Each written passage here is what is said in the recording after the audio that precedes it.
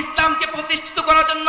আল্লাহ রাসূল সাল্লাল্লাহু আলাইহি ওয়াসাল্লাম তিনি অনেক অসম্মানিত হয়েছেন, তিনি অনেক অত্যাচারিত হয়েছেন, তার মাথার ঘাম পা পর্যন্ত জড়িয়েছেন, তার নিজের টানা রক্ত জমে ঢেলেছেন। এই জন্য আমি বলতে চাই, যারা আল্লাহ রাসূল সাল্লাল্লাহু আলাইহি ওয়াসাল্লামের বিরুদ্ধে কথা বলবে, যারা ইসলামের বিরুদ্ধে কথা বলবে, যারা কোরআনের বিরুদ্ধে কথা বলবে, যারা কালেমার বিরুদ্ধে কথা বলবে, যারা আল্লাহর বিরুদ্ধে কথা বলবে, যারা রাসূল সাল্লাল্লাহু আলাইহি ওয়াসাল্লামের বিরুদ্ধে কথা বলবে, তাদেরকে জুতা পিটা করে বাংলাদেশের বর্বর করে দিল্লিতে পাঠিয়ে হবে। জয় বলুন কথা ঠিক কিনা? এই জন্য প্রিয় ভাইরা, আমার মুখের ভাষা একটাই, আল্লাহর জমিনে, আসমানের নিচে, জমিনের উপরে আল্লাহর দ্বীনকে প্রতিষ্ঠা করার জন্য,